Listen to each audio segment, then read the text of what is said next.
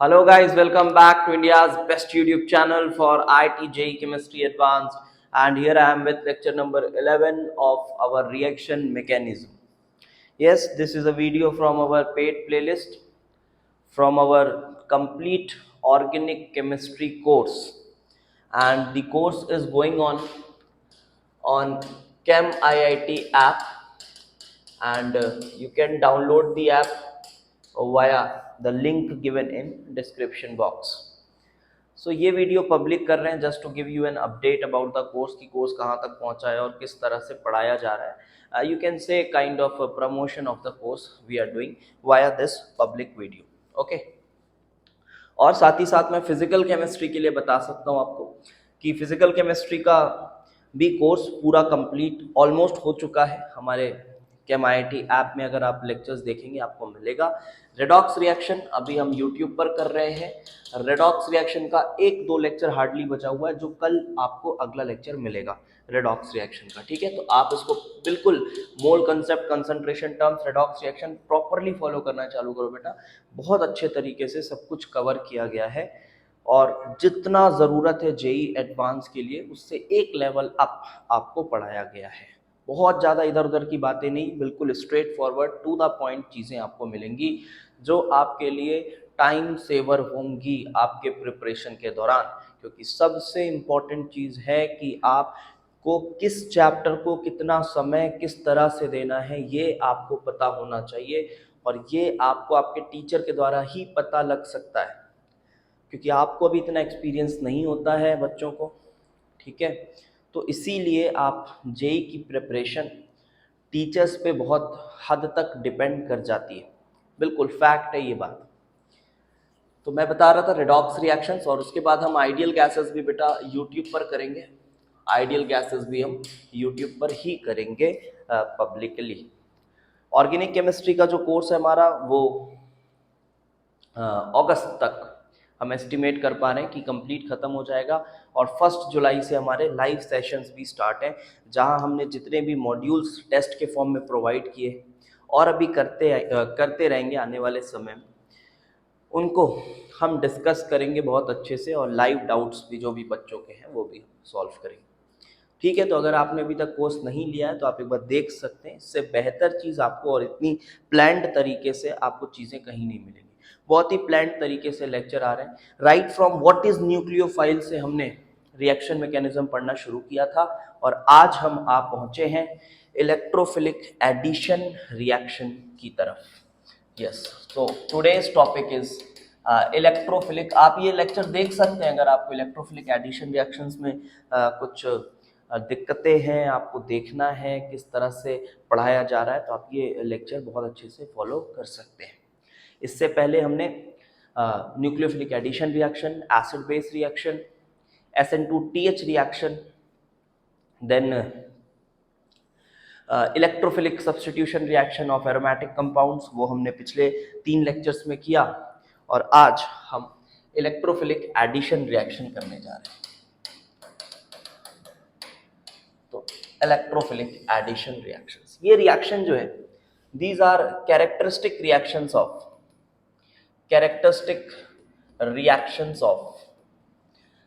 Actually तो ये जहां भी आपके पास पाई इलेक्ट्रॉन क्लाउड है, वो पाई इलेक्ट्रॉन क्लाउड, अगर मैं से कार्बन कार्बन की पाई इलेक्ट्रॉन क्लाउड की बात करूं तो वो उतनी स्ट्रांग नहीं होती है ना. पाई इलेक्ट्रॉन क्लाउड रफली 250 के आसपास 250 किलोजूल पर मोल के आसपास बॉन्ड एनर्जी के साथ इंटैक्ट रहता है. तो अभी मैं फिलहाल बता रहा हूं कैरेक्टरिस्टिक रिएक्शन है ये एल्कीन्स का और एल्काइंस का. ऐसा नहीं है कि सिर्फ एल्कीन एल्काइंस में, मैं हर रिएक्शन में ये बता रहा हूं. ऐसा नहीं है कि ये एल्कीन एल्काइन में ही सिर्फ होगा, बट एल्कीन एल्काइन ज्यादातर इलेक्ट्रोफिलिक सब्स्टिट्यूशन रिएक्शंस देते हैं और हमें मुख्यतः अभी यही पढ़ना है. ठीक है, तो एक बेसिक सा मैकेनिज्म पहले हम देखें इसमें.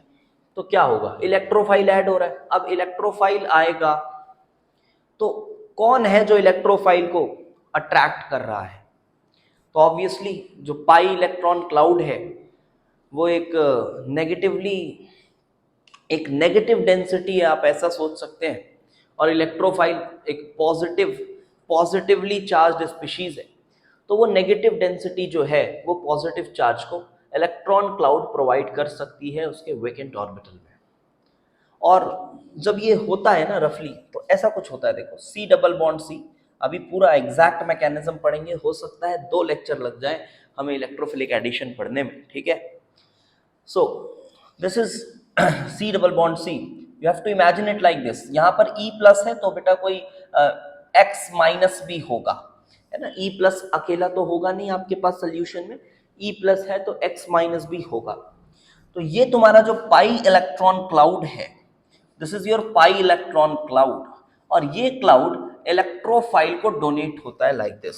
तो पाई बॉन्ड टूटता है, और पाई बॉन्ड टूटकर फिलहाल तो आप ऐसे देखो कि कैटायन बन जाता है, बनेगा कैटायन। ये देखिए इलेक्ट्रोफाइल अगर इस एटम पर लगा तो कैटायन इधर बनता है, और अगर ये इधर लगा तो ये कैटायन इधर बनेगा, ऑब्वियस सी बात है। तो सर किधर बनेगा, इतना तो आपको समझ आ ही गया होगा अभी तक, जिधर पॉजिटिव चार्ज ज्यादा स्टेबल होगा उधर ही बनेगा, ठीक है। जिधर पॉजिटिव चार्ज ज्यादा स्टेबल होगा उधर ही बनेगा। तो यहां पर लिख लेते हैं अपन, more stable carbocation is formed, more stable carbocation is formed. Okay fine, ये तो एक नॉर्मल क्लासिकल कैटायन है, ठीक है, एक नॉर्मल क्लासिकल कैटायन है, जैसा नॉर्मल कार्बोकेटायन अभी तक आपने देखा है, ये कुछ उसी तरह से है। इसको मौका मिले तो ये मजे से रीअरेंज भी हो सकता है, रीअरेंजमेंट्स हमने 2 लेक्चर कंप्लीट किया है रीअरेंजमेंट पे, तो मजे से रीअरेंज हो सकता है, अगर इसको स्टेबिलिटी मिल रही हो रीअरेंज हो सकता है। एक और तरह का कैटायन होता है, मान लो ये जो इलेक्ट्रोफाइल है, मान लो अगर इस इलेक्ट्रोफाइल पर लोन पेयर्स भी हो, ये कैसे हो सकता है, इलेक्ट्रोफाइल है तो लोन पेयर कैसे होगा, अरे सब हो सकता है, अभी रिएक्शंस देखेंगे किस तरह से होता है। अभी मान लो फिलहाल के लिए कि इलेक्ट्रोफाइल के पास लोन पेयर्स भी है, तो अगर उसके पास लोन पेयर भी है ना बेटा, तो वो क्या करता है समझिएगा, क्या करता है, बहुत अच्छे से समझिएगा इस बात। तब क्या होता है कि ऐसा कुछ कभी बन ही नहीं पाता है, ऐसा कभी कुछ नहीं बनता है, किसी मोमेंट ऑफ टाइम पर भी ऐसा नहीं बना हुआ कभी। इस तरह से कुछ होता रहता है, देखो इस तरह से कुछ होता रहता है कि आपके पास यहां पर इलेक्ट्रोफाइल है, इसको इलेक्ट्रॉन क्लाउड यहां से दिया जा रहा है। अब ये जिसकी भी तरफ लग रहा हो, कहीं भी लगा लो कोई प्रॉब्लम नहीं, ये जिसकी भी तरफ लग रहा हो, जिस भी कार्बन से अटैच हो रहा हो, दूसरे कार्बन पर एक पॉजिटिव चार्ज आने लगेगा, दूसरे कार्बन पर एक पॉजिटिव चार्ज आने लगेगा। और ये सिंस लोन पेयर कंटेनिंग है, मान लो ये लोन पेयर कंटेनिंग है, तो वो उस पॉजिटिव चार्ज को लोन पेयर से, जिसको neighbouring group participation kind of आप बोल सकते हो, इस तरह से इलेक्ट्रॉन देने लगता है। इससे क्या होता है, इससे क्या होता है कि जो पॉजिटिव चार्ज था वो थोड़ा सा डिस्ट्रीब्यूट हो जाता है इन 3 एटम्स के बीच में, पॉजिटिव चार्ज डिस्ट्रीब्यूट हो जाता है। अब देखो, अब आप बोलोगे सर ये कैसे पता कि ये ऐसा हो रहा है, ये कैसे पता, तो अभी आप जब आगे पढ़ेंगे तो आप खुद देखेंगे कि मैं कुछ आपको एक्सपेरिमेंटल एविडेंस दूंगा जिससे ये पता लगता है कि हाँ ऐसा ही हो रहा होगा, ठीक है। बिल्कुल एक्सपेरिमेंटल एविडेंस है, बहुत तरीकों से उसको कोशिश किया गया कॉन्ट्रडिक्ट करवाने का, अलग अलग तरह से रिएक्शन कराया गया, बट ये कॉन्ट्रडिक्ट नहीं हो रहा है।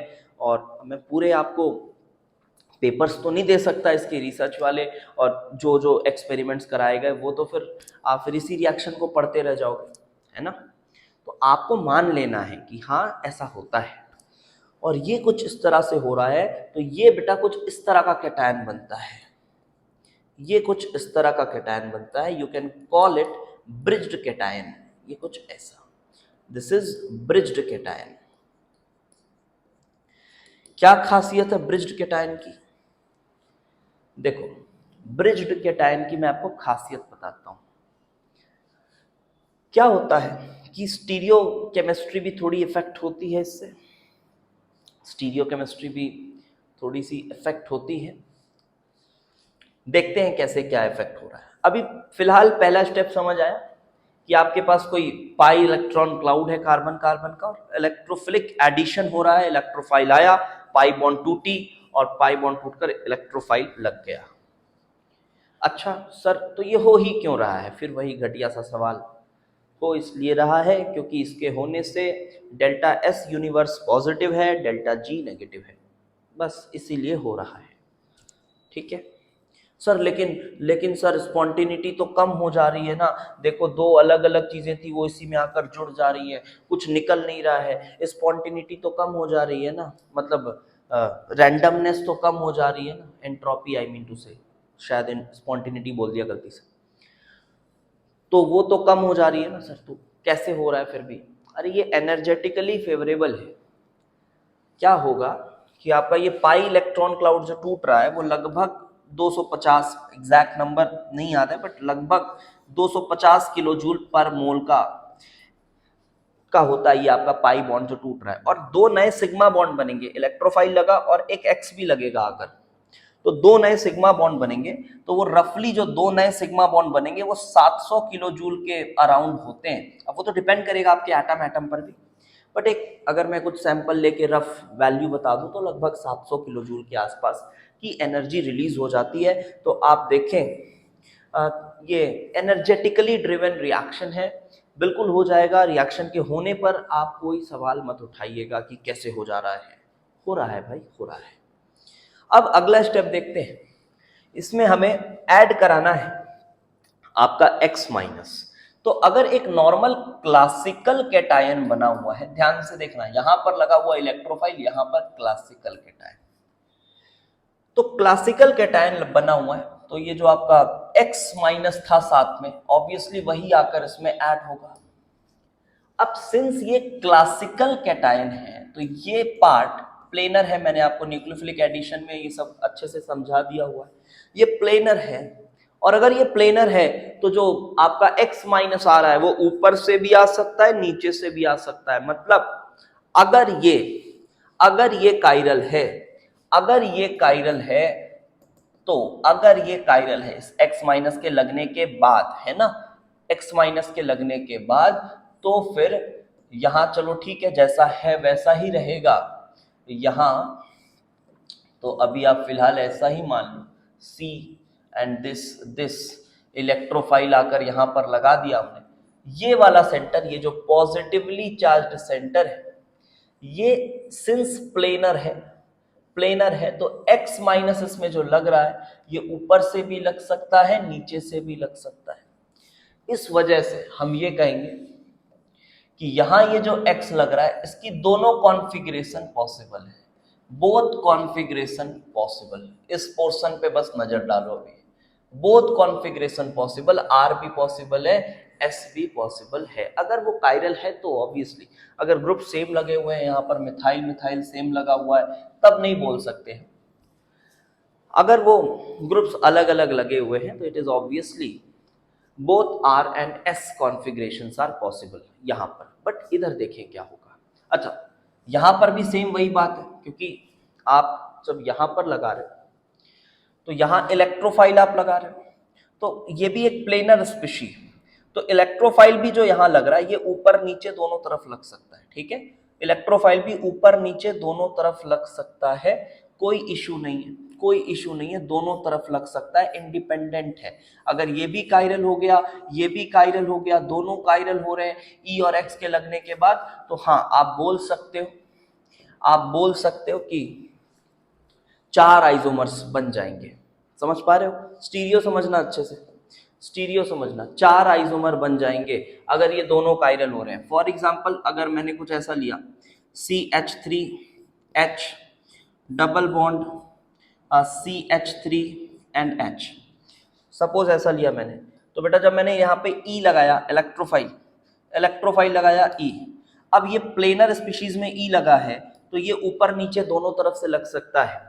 इसी तरह से यहाँ पर लग रहा है, ये पॉजिटिव आ रहा है और उसमें X लग रहा है। समझ पा रहे हो बात को?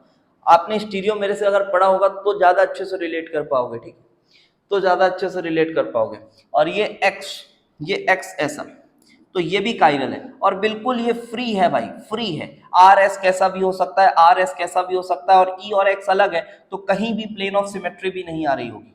इसका मतलब ये है, इसका मतलब ये है कि आपके पास इसके 4 आइसोमर्स बन जाएंगे स्टीरियो वाले, 4 स्टीरियो आइसोमर्स बन जाएंगे। आई होप ये बात समझ आई होगी। ये तो काफी आसान था, बट मजा तब आता है जब हम स्टीरियो केमिस्ट्री देखते हैं इस कैटायन इस ब्रिज्ड कैटायन की। तो इसके बारे में हमने क्या कंक्लूड किया, 2 चीजें कंक्लूड किया। एक तो नॉर्मल कैटायन बना है, ये कंक्लूजन्स मैं कुछ लिख दे रहा हूं, नॉर्मल कैटायन बना है। दूसरी चीज, क्या रीअरेंजमेंट पॉसिबल है? ऑब्वियसली पॉसिबल है सर, नॉर्मल कैटायन है तो रीअरेंजमेंट पॉसिबल होगा ही। रीअरेंजमेंट पॉसिबल है, हाँ है। उसके बाद स्टीरियो केमिस्ट्री में कोई रेस्ट्रिक्शन नहीं है, कैसा भी हो सकता है, ठीक है। और जो इसकी रिजियो सिलेक्टिविटी है, रिजियो सिलेक्टिविटी का मतलब ये है कि आपका जो इलेक्ट्रोफाइल है और जो X माइनस है वो किस कार्बन पर आकर लग रहे होंगे, किस कार्बन पर लग रहे होंगे। अभी तो ये सिमेट्रिकल सा दिख रहा है तो कहीं भी लगा दो आपको लगता है, बट अगर ये अनसिमेट्रिकल सा एल्कीन है तो किधर लग रहे होंगे। तो रिजियो सिलेक्टिविटी इसकी इस तरह से है कि आप इलेक्ट्रोफाइल को ऐसे लगाइए, आप इलेक्ट्रोफाइल को ऐसे लगाइए कि जो कैटायन बने वो स्टेबल बने, ठीक है। ये हुआ चौथा पॉइंट। रिजियो सिलेक्टिविटी ऐसा है कि electrophile is added in such a manner, in such a manner that carbocation formed is stable। अब मैं आपको एक चीज और बोल देता हूं, आप चाहें तो लिख लीजिएगा। क्या बहुत पुराने जमाने में मार्कोनिकोव ने जब एक्सपेरिमेंट्स किए ये वाले इलेक्ट्रोफिलिक एडिशन, तो उसने यही पाया, उसने यही पाया कि जो आपका X माइनस है ना, जो X माइनस है वो उस कार्बन पर लग रहा है, वो उस कार्बन पर लग रहा है जो ज्यादा सब्स्टिट्यूटेड है। जैसे मानो अगर यहां पर ये सब्स्टिट्यूशन है और यहां पर H और H है, तो वो हमेशा उस कार्बन पर लग रहा है जो ज्यादा सब्स्टिट्यूटेड है, ठीक है। तो क्यों लग रहा है? अरे ऑब्वियसली आज हमको ये पता चल गया है कि वो इसलिए लग रहा है क्योंकि हमें कार्बोकैटायन स्टेबल बनाना है और उसके बाद फिर प्रोडक्ट बनाना है। तो इसको आज भी ये बहुत गर्व से लिखा जाता है किताबों में, मार्कोनिकोव एडिशन इस नाम से। और ये स्कूल लेवल और board level, NEET level, mains level पे बात करा जाए तो ये बच्चे इसको बहुत ही ज़्यादा महत्व देते हैं, एकदम अमृत की तरह घोट के पी लेते हैं इसको। आप बहुत ज़्यादा इसको इम्पोर्टेंस ना दें तो ही अच्छा है कि मोर सब्स्टिट्यूटेड पे लग जाता है, इधर लग जाता है, उधर लग जाता है, सब हम ये वर्ड यूज़ करेंगे कभी कभी, मार्कोनिकोव टाइप एडिशन, बट उतना ज़्यादा आप महत्व इसको ना दें। महत्व आप इस प्रोसीजर को दें तो अच्छा होगा। मैं रूल बोल दिया आपको, क्या नेगेटिव वाली चीज़ ज़्यादा सब्स्टिट्यूटेड कार्बन में लग जाती है। ऑल्दो अगर रीअरेंजमेंट हो जाएगा, अगर रीअरेंजमेंट हो जाएगा तो हो सकता है ये गलत हो जाए, है ना। अगर रीअरेंजमेंट हो जाएगा तो हो सकता है ये गलत भी हो जाए, मैं आपको आगे दिखाऊंगा। फिलहाल लिख लो आप कि मार्कोनिकोव टाइप एडिशन होता है, बट आप इस तरह से रिजियो सिलेक्टिविटी को बताएं सो दैट इज बेटर। तो ये जो मार्कोनिकोव बता रहा है ना कि कहाँ कौन सी चीज लग रही है, इसी को बोलते हैं regio selectivity of a reaction. और स्टीरियो सिलेक्टिविटी भी अभी हम डिस्कस करेंगे क्या होती है। खैर इसकी तो स्टीरियो फ्री थी, चारों स्टीरियो आइसोमर यहाँ पर बन सकते हैं। आ जाओ बेटा, थोड़ा ब्रिज कैटायन की बात करते हैं, मोर अबाउट ब्रिज्ड कैटायन। तो ब्रिज्ड कैटायन में 2-3 बातें बहुत अच्छे से भी ध्यान रखनी है। फिलहाल मैं कुछ इस तरह से ब्रिज्ड कैटायन आपके लिए बना देता हूँ, थोड़ा अनसिमेट्रिकल सा ही बना देता हूँ। चलो, this is H, this is CH3 suppose, and this is your E+. This is your unsymmetrical सा ब्रिज्ड कैटायन। Okay fine. अब यहां क्या होता है देखो, ये आपके पास बना है ब्रिज्ड कैटायन। नाउ जब आपका इस ब्रिज्ड कैटायन में ये एक ही तरफ से इलेक्ट्रोफाइल आया, इस तरफ से इलेक्ट्रोफाइल आया, इस तरह से लगा हुआ है, इस तरह से लगा हुआ है। अभी रोटेशन रेस्ट्रिक्टेड है क्योंकि लॉक हो चुका है, ये आपका एक 3 मेंबर का रिंग बन चुका है, तो ये रोटेशन जो है वो रेस्ट्रिक्टेड है, लॉक हो चुका है रोटेशन।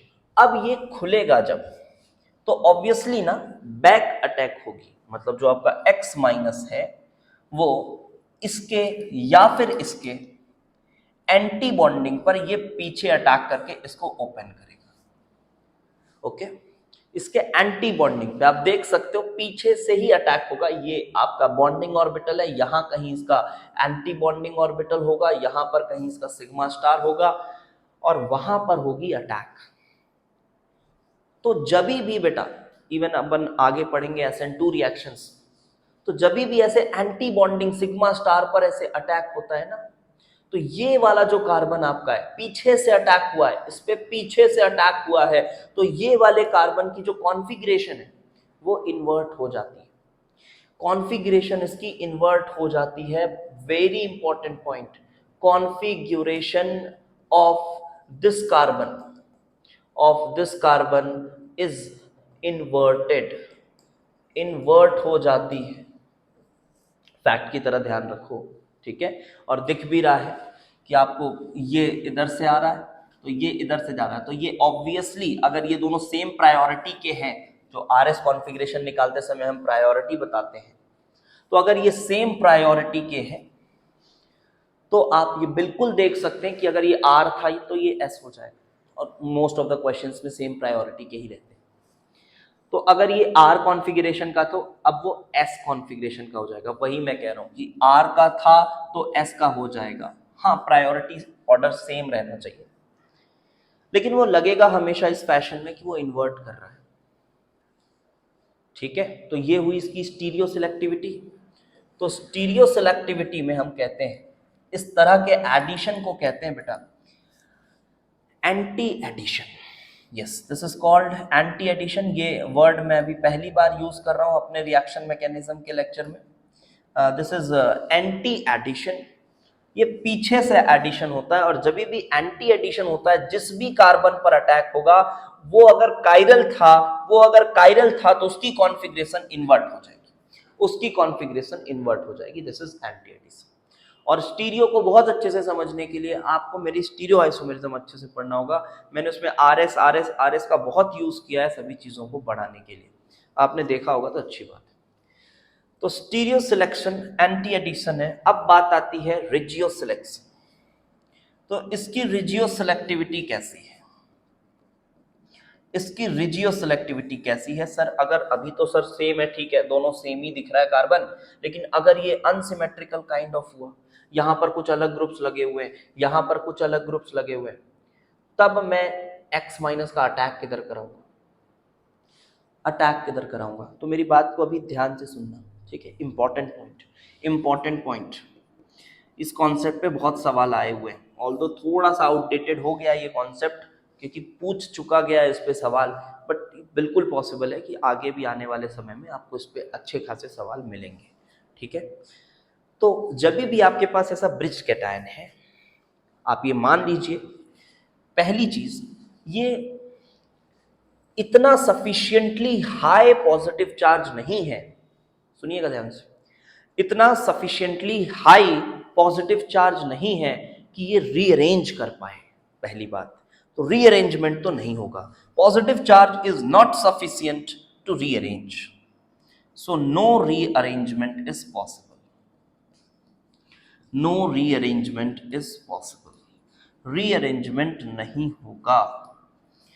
दूसरी बात, सर रिजियो सिलेक्शन तो बताओ लगाएंगे कहां? आप जब X माइनस को लगाएं तो कुछ इस तरह से सोचें कि किस कार्बन पर अगर पक्का पॉजिटिव आता, इसी तरह से सोचना है आपको, ठीक है।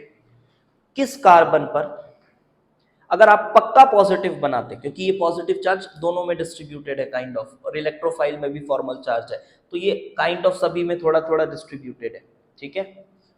तो आपको ऐसे सोचना है कि अगर मैं इस पे पक्का चार्ज लगाता तो ये ज्यादा स्टेबल होता क्या, या इस पे पक्का चार्ज लगाता तो क्या ये ज्यादा स्टेबल होता, ऐसे सोचना है। मतलब आपको इसको, जब आप रिजियो सिलेक्शन इसकी डिसाइड करें ना, तो नॉर्मल पॉजिटिव चार्ज की तरह सोचना है।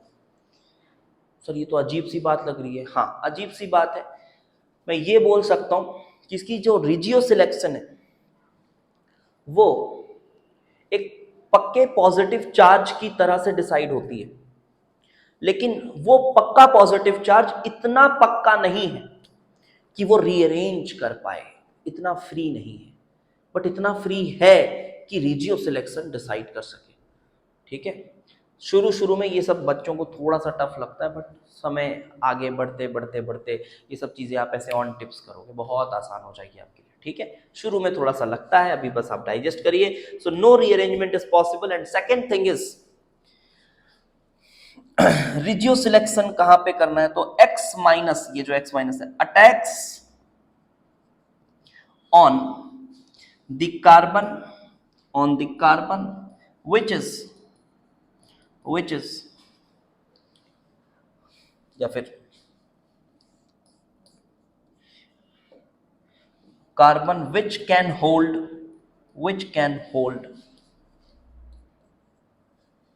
more stable cation। मतलब आपको कैटायन की तरह ही देखना है, जहां पर ज्यादा स्टेबिलिटी दिख रही हो वहां कर देना। एक एग्जांपल दे देता हूं मैं। अगर आपके पास बेटा ऐसा एल्कीन है, ऐसा कुछ एल्कीन दिया हुआ है, यहाँ पर मिथाइल लगा हुआ है और यहाँ पर मिथाइल लगा हुआ है, और एक मान लो ऐसा इलेक्ट्रोफाइल है जो कि इलेक्ट्रॉन पेयर कंटेन कर रहा है, तो ये कुछ ऐसा बनाएगा।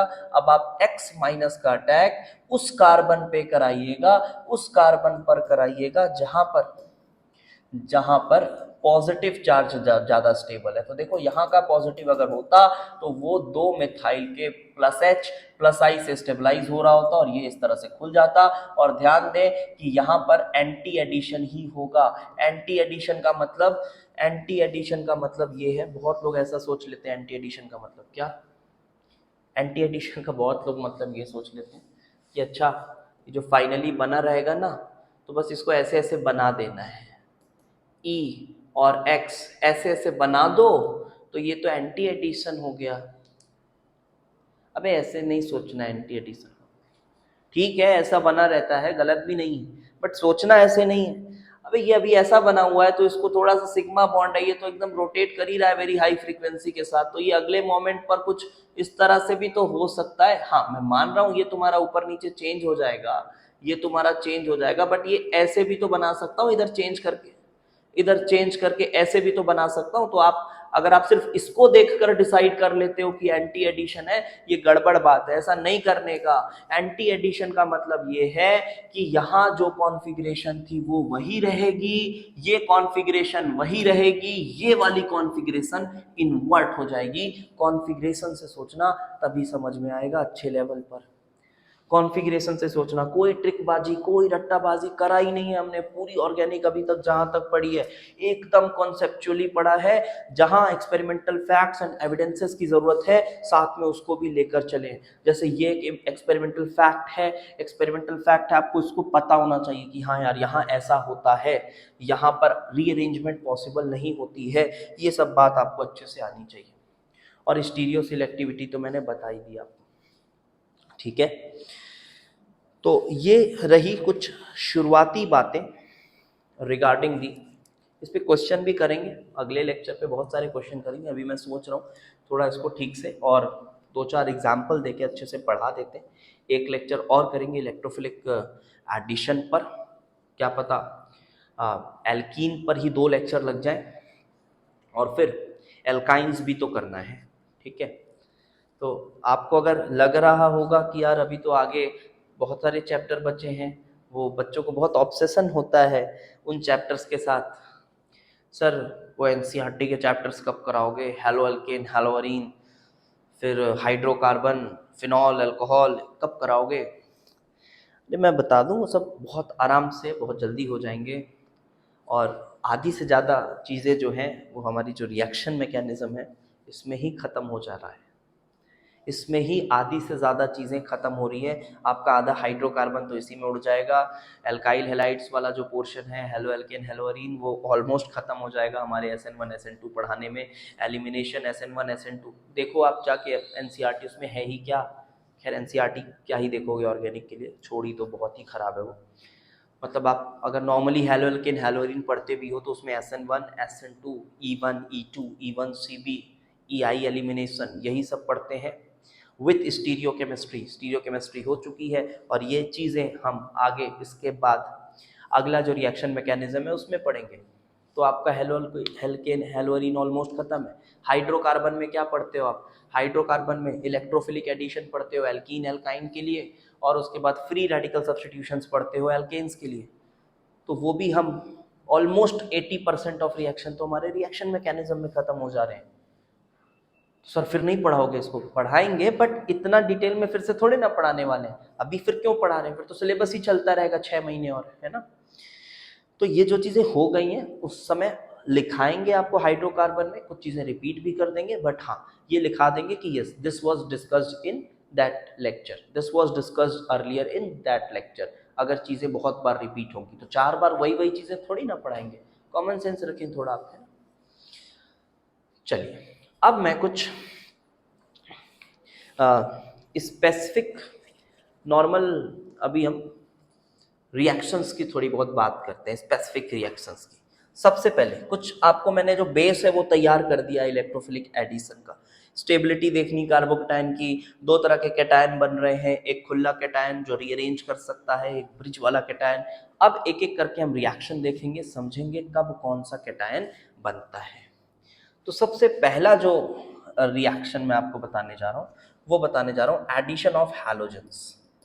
Addition of halogens in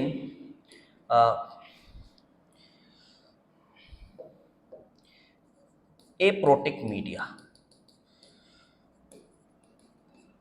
Aprotic media, for example bromine in CCl4, या फिर ब्रोमीन क्लोरोफॉर्म में भी यूज किया जाता है। सॉल्वेंट है बेटा, क्लोरोफॉर्म और सॉल्वेंट वगैरह का यूज मैंने आपको पहले दूसरे लेक्चर्स में बता दिया है।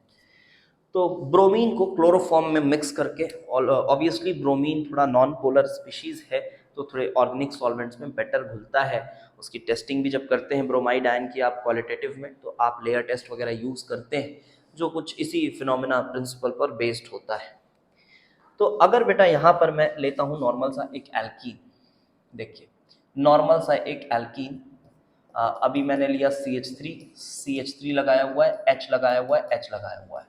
और जब मैंने यहाँ पर रिएक्शन कराया bromine with CCl4, aprotic solvents usually reaction में कुछ भी नहीं करते, they are just there to dissolve bromine so that molecules can move in a better way and collide with the alkene molecules and reaction का rate बढ़े और एक proper yield आपको मिल सके गिवन टाइम पर।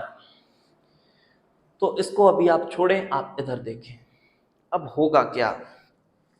आई होप आपने chemical bonding में एक वीक इंटरैक्शंस में इंड्यूस्ड डाइपोल इंटरैक्शन पढ़ा होगा। पढ़ा है?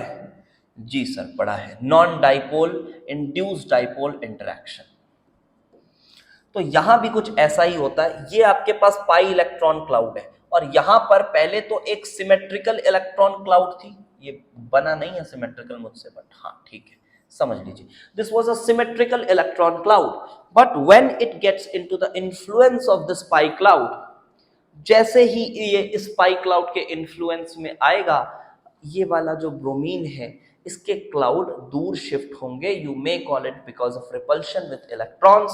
और जब वो उधर शिफ्ट होगा तो यहाँ थोड़ी सी डेंसिटी बढ़ेगी, यहाँ थोड़ी इलेक्ट्रॉन डेंसिटी बढ़ेगी, यहाँ थोड़ी डेंसिटी कम होगी। सो वी कैन से, देखो अब ये डेंसिटी कुछ इस तरह से हो गई है। अब हम बोल सकते हैं कि यहाँ हल्का पॉजिटिव और यहाँ हल्का नेगेटिव आ गया है। वाह, यहाँ हल्का पॉजिटिव और यहाँ हल्का नेगेटिव आ गया है। And now what will happen, अब क्या होगा, अब ये न्यूक्लियोफाइल की तरह इस पे अटैक करेगा और ये Br को बाहर करेगा। लेकिन मजेदार बात यह है कि ब्रोमीन है तो यहाँ इलेक्ट्रोफाइल, बट उसके पास लोन पेयर्स भी होते हैं, और अगर उसके पास लोन पेयर्स होते हैं तो क्या होगा, जी हाँ, ब्रिज्ड कैटायन बनेगा, ब्रिज्ड कैटायन। तो यहां पर बेटा कुछ इस तरह की चीज होगी, see this and this is carbon, this is hydrogen, this is hydrogen and this is Br, this is positive. पहले तो ये बना, यहां पर 2 मिथाइल है, और अब देखो यहां पर क्या है कि जो ये दूसरा Br है, दोनों सेम ही है। तो आपको लग सकता है कि यार इसमें रिजियो सेलेक्टिविटी का कुछ खास रोल आया नहीं, क्योंकि Br ही लगाना है ना, Br ही लगाना है। हाँ ठीक है, मान लिया मैंने, Br आप इधर लगा दो, इधर लगा दो, एंड प्रोडक्ट तो उसी तरह का दिखेगा, क्योंकि स्टीरियो केमिकली भी इनएक्टिव है, कोई कायरल सेंटर है नहीं, तो यहाँ फर्क नहीं पड़ेगा। बट आपको ये ठीक ठीक से पता होना चाहिए कि Br माइनस दूसरा वाला कहाँ अटैक कर रहा है, क्योंकि अभी तो मैंने Br लगाया हुआ है, क्या पता मैं ClBr करके दे दूँ तब, है ना। बहुत बेसिक मेंस के क्वेश्चन बनते हैं इस तरह से, ClBr करके दे देते हैं, तो वहां तो रिजियो सिलेक्टिविटी इंपॉर्टेंट हो जाती है। तो दूसरा जो Br माइनस है वो वहां, कहां बताया मैंने अभी, कहां अटैक करता है, वो वहां अटैक करेगा जहां पॉजिटिव ज्यादा स्टेबल है। नॉर्मली जैसे GOC में आप स्टेबिलिटी ऑफ कार्बोकेटायन देखते थे, वैसे ही देखिए, तोड़ दीजिए इस ब्रिज को, तोड़ दीजिए ब्रिज को, प्लस चार्ज लाइए, देखिए कहां ज्यादा स्टेबल है वहीं अटैक करवाइए, बस कोई दिक्कत नहीं, वहीं अटैक करेंगे। ये ऐसा, ये ऐसा। क्या सर ये हमेशा कभी भी ऐसा 3 मेंबर्ड रिंग बने तो हमेशा ऐसा ही होता है? ऐसा हमेशा कुछ नहीं होता, देखो, है ना, मैं आपको बताती जा रहा हूँ हर लेक्चर में ये बात, ऐसे हमेशा टाइप कुछ मत सोचना केमिस्ट्री में, ऑर्गेनिक केमिस्ट्री। कभी कभी आप देखोगे जो इपॉक्साइड्स हैं, जब उनको हम ओपन करते हैं तो स्टेरिक रीजंस यूज करके कर देते हैं, बोलते हैं नहीं यार यहाँ पर स्टेरिकली ज़्यादा क्राउडिंग है तो इधर अटैक करा दो। वो थोड़ा रिएक्शन पे डिपेंड करता है, बट हाँ मैं ये आपको कहूँगा कि अगर 3 मेंबर्ड रिंग पर एक पॉजिटिव चार्ज है तो आप हमेशा यही करो कि जहां आपको ज़्यादा स्टेबल पॉजिटिव दिखे वहीं अटैक करो, ठीक है। कुछ एक आंख ऊपर नीचे कंडीशंस अगर आते हैं आगे, तो आगे पढ़ते समय पढ़ लेंगे, क्या टेंशन है ना। जबरदस्ती के मन में अभी से रूल्स बनाने की कोशिश ना करो, ये इसको ऐसा खोल दो और यू विल गेट CH। तो ये तो चलो थोड़ी बहुत हमने इसमें देख ली रिजियो सिलेक्टिविटी की बात। अब स्टीरियो में ना आप इधर Br लगाओ ऐसा, इधर लगाओ ऐसा, इसको घुमा के कैसे भी लिखो, हुआ एंटी एडिशन है, बट फर्क नहीं पड़ता ना यार, क्या फर्क पड़ेगा, फर्क नहीं पड़ता, बिकॉज कोई कायरल थोड़ी ना, तो जरूरी नहीं है कि इसको ऐसे लिखना है, अब इसको ऐसे भी लिखो, वही बात है, कोई फर्क थोड़ी ना, लो ऐसा लिख दो इसको, ये लो, इसका ये मतलब थोड़ी ना एंटी एडिशन नहीं हुआ। अब उसको तुम घुमाओ या कुछ भी करो, वो तो वही मॉलिक्यूल है ना, ऐसे भी लिखो, कोई फर्क नहीं पड़ता इसको।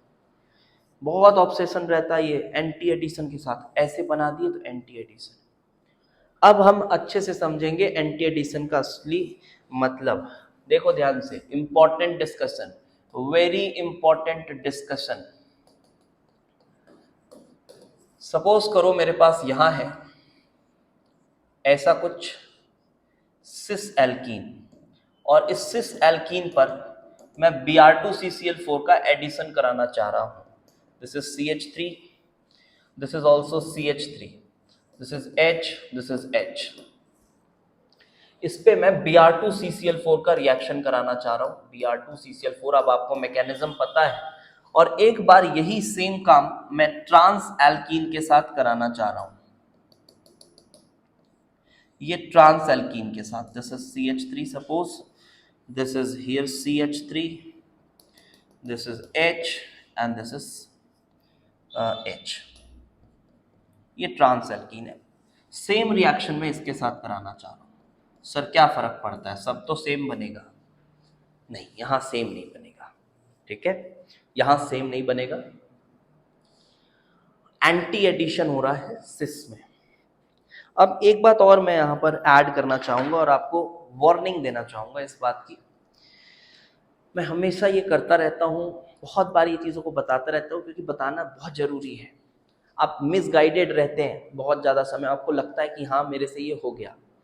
अपन इसको किस तरह से पढ़ते हैं, अगर आपने पढ़ा होगा कभी पहले, कहीं सुना होगा, देखा होगा, तो इसमें एक बहुत ही गंदी सी ट्रिक, अगर आप पहली बार में से पढ़ रहे हैं तो बहुत अच्छी बात है, और किसी और बहुत अच्छे टीचर से पढ़ा हुआ है तो बहुत अच्छी बात है, बट जो मैं ज़्यादातर लोगों की बात कर रहा हूँ, सस्ते मास्टरों की, वहाँ क्या चलता है कि सिस है तो कुछ ऐसा सा ट्रिक बनाते हैं, मेरे को एग्जैक्ट नहीं पता, बट हाँ सिस है तो प्लस प्लस मान लो, और ये तुम्हारा एंटी एडिशन है, एंटी मतलब दूर दूर, तो माइनस मान लो, तो प्लस माइनस, तो प्लस माइनस माइनस, तो फाइनल जो आप इसका फिशर प्रोजेक्शन में आंसर लिखोगे माइनस मतलब बी आर ऐसा दूर दूर लगा रहेगा।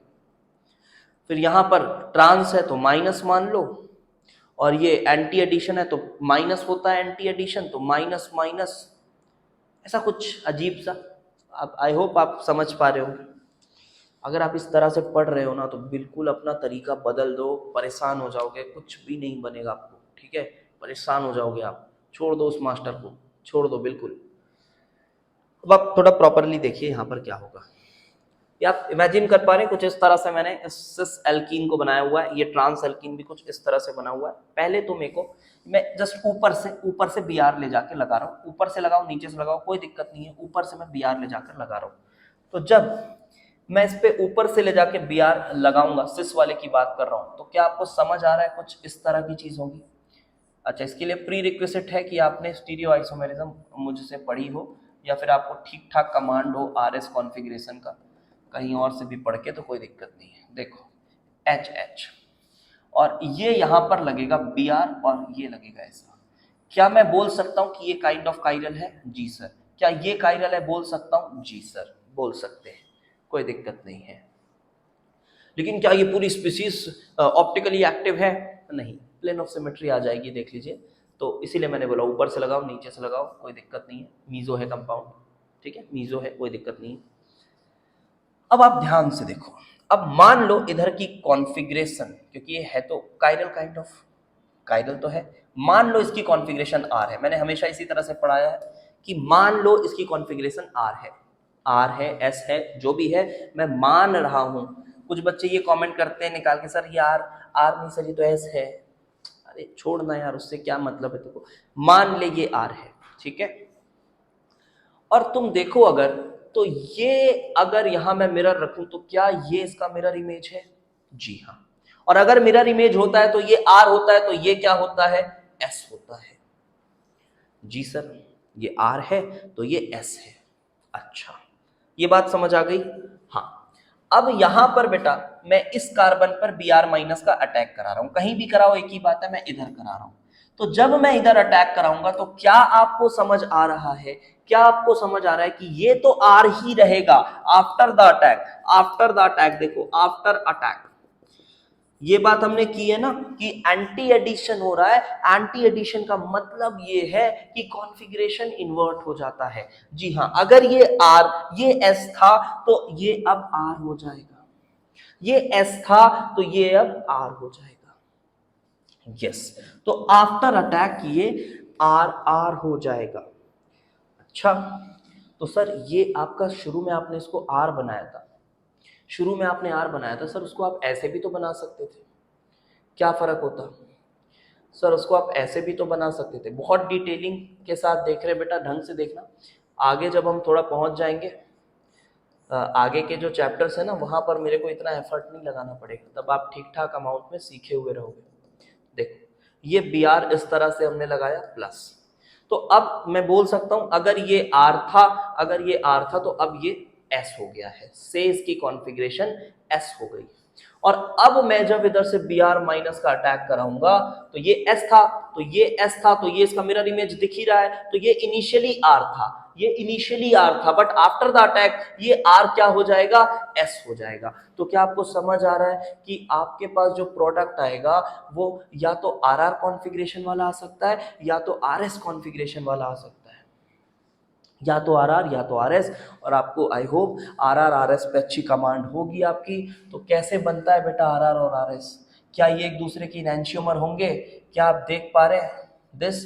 अगर ये आर है, अगर ये आर है तो इधर भी आर बनाने के लिए मिरर इमेज नहीं बनाना, तो बी आर इधर बनाना, ये एच प्लस सेम इसी तरह से, सेम इसी तरह से इसका मिरर इमेज ये ऐसा, ये ऐसा, ये ऐसा, ये ऐसा, ये ऐसा और ये ऐसा।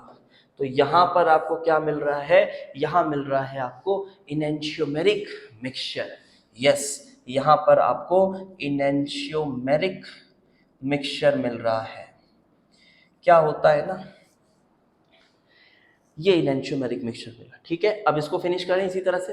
अब इसको इसी तरह से फिनिश करते हैं, ध्यान से देखना, इसको फिनिश करते हैं Br2CCl4 के साथ। हाँ, यही ट्रिक मैं बोल रहा था। प्लस, सिस को प्लस मानो, एंटी को माइनस मानो।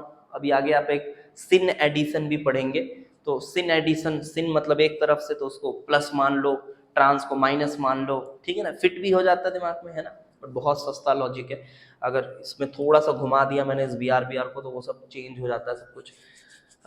जिस तरह से आप सोच रहे होते हो वो थोड़ा अलग हो जाता है। ऑल्दो अगर आपको ये सब पता होने के बाद वो ट्रिक पता है तो कोई दिक्कत नहीं है, कोई दिक्कत नहीं फिर। ठीक है, ये सब पता होने के बाद आप कोई ट्रिक पता कर रहे हो, सो नो इश्यू। बट अगर आप पढ़ ही उस तरह से रहे हो, तब फिर आपको भगवान बचाए। B R and B R, ये देखो दूर दूर लग गया, तो इसको ऐसा कुछ बोल देते ना। अब आप ये खुद से ट्राई कर सकते हो बेटा, बहुत अच्छे से ट्राई कर सकते हो। ट्रांस वाले को करें, ट्रांस वाले को खुद से ट्राई कर सकते हो वैसे तो। चलो कर लेते हैं एक बार। ये कुछ ऐसा, यहां पर लगा हुआ CH3 और एक सामने इधर लगा हुआ CH3, ये इधर सामने लगा हुआ H और ये पीछे लगा हुआ H। यहां पर लगाया E। चलो Br लगा हुआ है तो Br ही लिखते हैं, E लिखने की क्या बात है, Br लिखते हैं प्लस। अब स्टीरियो केमिस्ट्री देखें ध्यान से। यहां पर सपोज करो R कॉन्फ़िगरेशन है, क्या ये इसका मिरर इमेज है? ध्यान से देखो, क्या ये इसका मिरर इमेज है?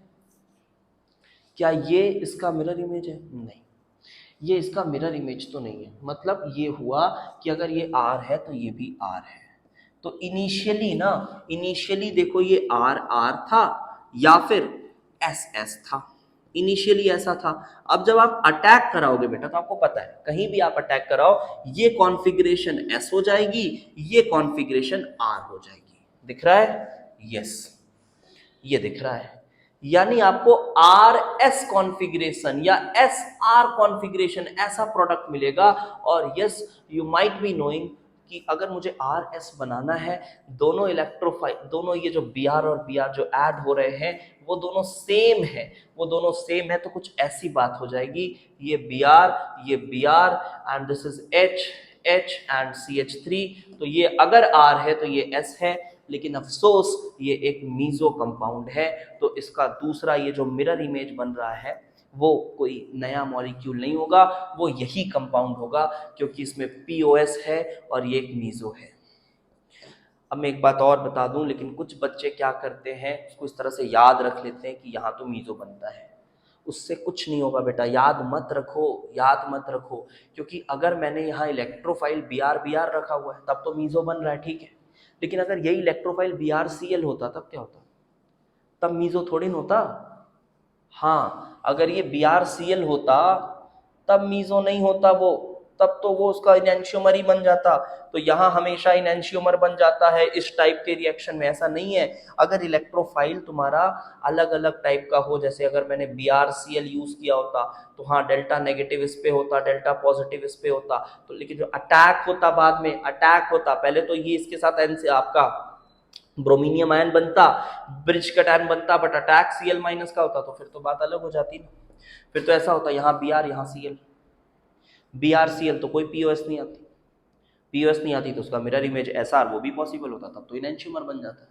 So keep this things in your mind. And फिलहाल यहाँ कुछ ऐसा कंपाउंड आपको बनकर मिल रहा है।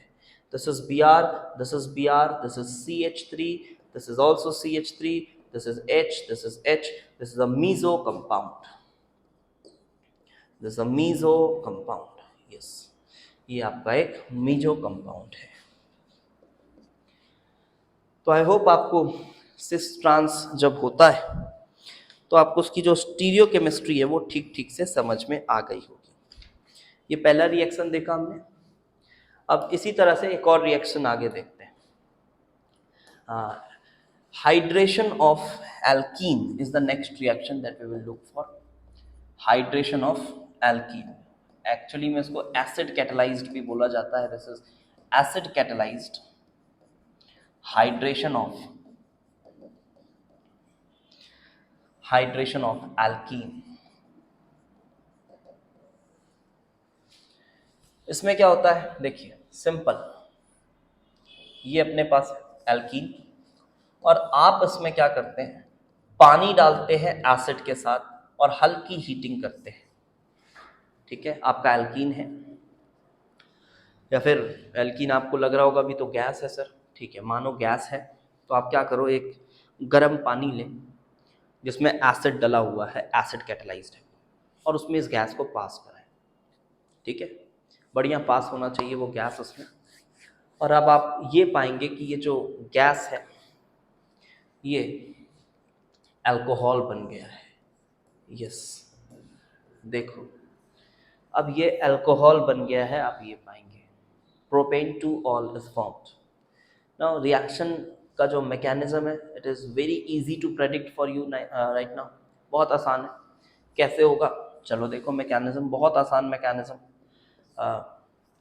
सिंपल, आपका जो H2O और H प्लस है, तो आप ऐसा ही मानिए कि ये जो पाई इलेक्ट्रॉन क्लाउड है, इसकी तरफ अट्रैक्ट होने वाला जो पहला इलेक्ट्रोफाइल है वो और कोई नहीं H प्लस ही है।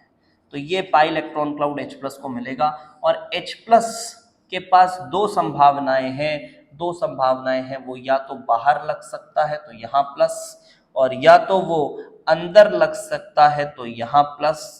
तो ऑब्वियसली मोर स्टेबल प्लस बनेगा, क्योंकि यहाँ पर हाइड्रोजन के पास कोई इलेक्ट्रॉन नहीं है, इसलिए ब्रिज वगैरह बनने की कोई चांस नहीं। एक फ्री कार्बोकेटायन बन रहा है जो फ्री टू रीअरेंज है, और इसके बाद ये आपको दिख रहा है कि ये ज़्यादा स्टेबल है। ये ज़्यादा स्टेबल होने की वजह से जो अब आपका न्यूक्लियोफाइल, वो कौन है, न्यूक्लियोफाइल कौन है, हाँ न्यूक्लियोफाइल आपका H2O है। H2O ही न्यूक्लियोफाइल है। H2O ये अटैक करेगा कुछ इस तरह से, और H2O अटैक करेगा। ऑब्वियसली बेटा, अगर ये कायरल सेंटर होता तो आपको पता है कि ऊपर नीचे दोनों तरफ से लगता, दोनों कॉन्फ़िगरेशन पॉसिबल होती, RS दोनों। बट अभी फिलहाल ये कायरल सेंटर नहीं है इस हमारे सस्ते एग्जाम्पल में, इस वजह से आप उसको कैसे भी लगा दो, फर्क नहीं पड़ता। तो अब यहाँ भी बनेगा, ये भी माइनर प्रोडक्ट बनेगा, यहाँ H और यहाँ पर OHH प्लस, और यहाँ पर भी जब आपने इसको लगाया है तो ये कुछ ऐसा है, OHH प्लस। अब क्या होता है, ये जो एसिड था इसका जो नेगेटिव आयन है, फॉर एग्जांपल HSO4 माइनस, वो HSO4 माइनस वो अपने इस H प्लस को ले लेता है लाइक दिस, इसलिए H2SO4 एक कैटलिस्ट की तरह काम कर रहा है। फर्दर H2SO4 के कंसंट्रेशन में चेंज नहीं आता, इसलिए यहाँ पर बोला गया है कि जो एसिड है वो एक कैटलिस्ट की तरह काम कर रहा है। वो H प्लस को ले लेगा और फाइनली आपके पास अल्कोहल होगा। यहाँ भी वही काम कर सकते हो आप, HSO4 minus will take this and it will be like this. ठीक है, तो आई होप ये बात आपको ठीक ठीक समझ आ गई। इसमें ना रीअरेंजमेंट वगैरह भी हो सकते हैं, देख लो थोड़े बहुत सस्ते रीअरेंजमेंट्स आप। Suppose you have something like this, ऐसा कुछ एल्कीन है और इसमें आप करा रहे हो H प्लस वाटर के साथ हीट, आप ऐसा कुछ करा रहे हो। So what you will get to see is कि आपका पहले तो ये पाई बॉन्ड टूटेगा और मोर स्टेबल प्लस बनेगा, तो H इधर आएगा ताकि मोर स्टेबल प्लस इधर बन पाए। अब 5 मेंबर रिंग, बाहर पॉजिटिव चार्ज, कोई बड़ी बात नहीं, यहाँ से रीअरेंज होगा और रीअरेंज होके ये एक 6 मेंबर्ड रिंग में कन्वर्ट हो जाएगा। This is 1 2 3 4 5 6। ठीक है, ये 5, ये 6 मेंबर की रिंग बन गई। और पॉजिटिव चार्ज कहाँ जाएगा बेटा, पॉजिटिव चार्ज, ये बॉन्ड टूटा है, ये बॉन्ड टूटा है, तो इस कार्बन पे पॉजिटिव आएगा। तो जब आप 6 मेंबर की रिंग बनाओ, जिस कार्बन पे मिथाइल लगा हुआ है, देखो जिस कार्बन पे मिथाइल लगा हुआ है उसके बाजू वाले कार्बन पर पॉजिटिव, ऐसे पॉजिटिव आया।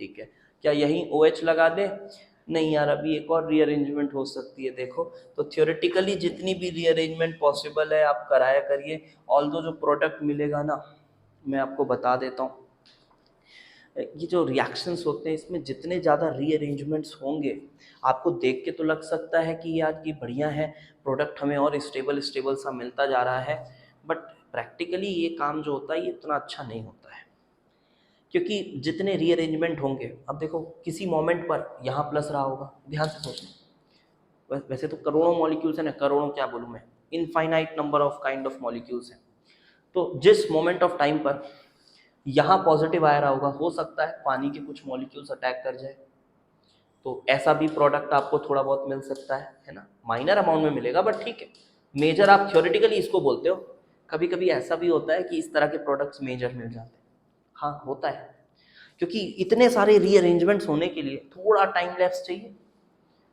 तो कभी कभी ऐसा भी होता है जो आप थ्योरेटिकली 5-5 6-6 रीअरेंजमेंट करा करा के क्वेश्चन बनाते हो ना, ठीक है थ्योरेटिकली आपको वही बनाना है, फाइनल स्टेबल प्रोडक्ट ही आपको ऑन पेपर लिखना है, बट कभी कभी ऐसा होता है कंडीशंस के हिसाब से कि ऐसा प्रोडक्ट, बीच का कोई एक प्रोडक्ट आपको मेजर मिल जाए, बीच का एक प्रोडक्ट कोई आपको मेजर मिल जाए, ऐसा होता है, ठीक है, बट आपको फिलहाल मोस्ट स्टेबल वाले को ही करना है, क्वेश्चन आएगा मोस्ट स्टेबल वाले को ही करना है, तो देखो ये वाली चीज मिल सकती है, हो सकता है इस फॉर्म में जब चीज है, इस फॉर्म में जब चीज है तो आपको कुछ ऐसा ये मिल जाए, this is also possible.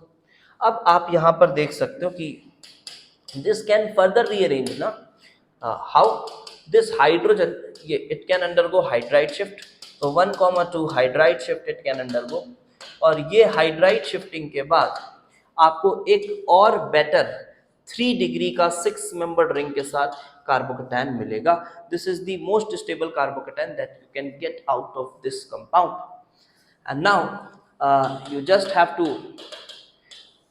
water just has to attack on this carbon and then वो H प्लस का वही उसका कॉन्जुगेट बेस उसको निकालेगा, और आप जो प्रोडक्ट लिखेंगे वो लिखेंगे कुछ इस तरह से, यहाँ OH, this is the most stable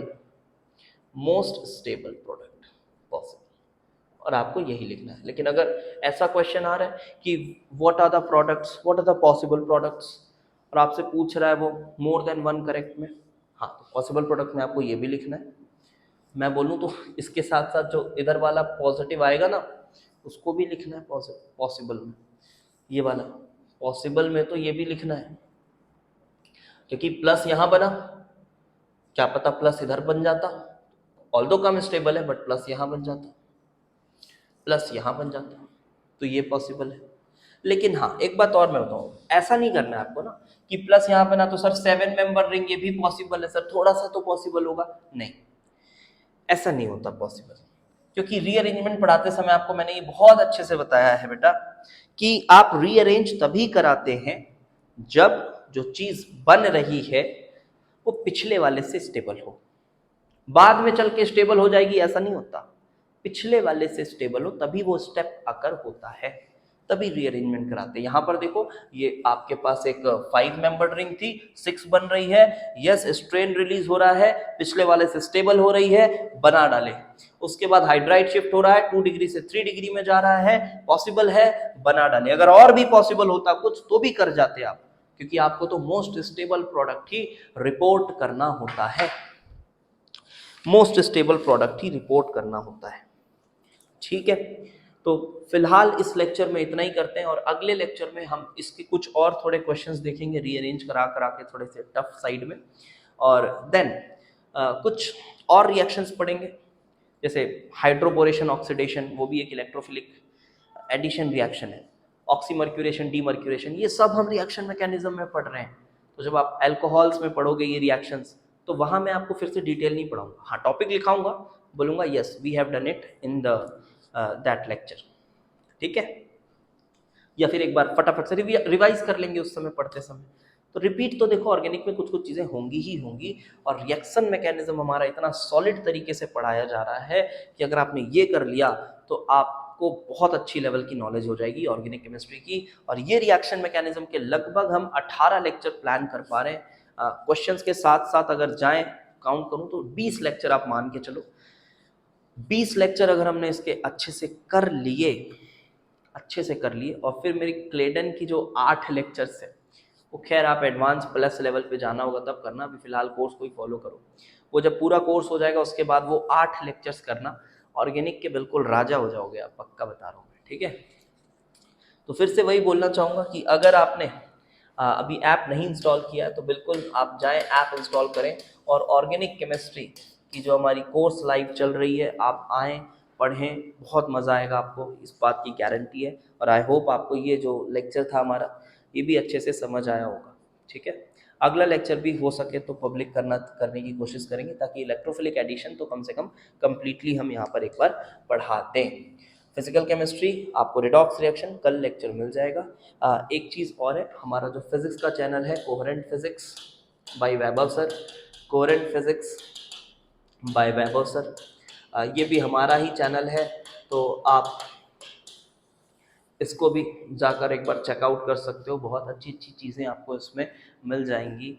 JEE advance relevant, yes, ये भी चैनल ऐसा ही है जिसमें सिर्फ एडवांस लेवल की चीज़ें ही आपको पढ़ाई जा रही हैं। आपको इसका लिंक डिस्क्रिप्शन में मिल जाएगा, ठीक है। Thanks for watching.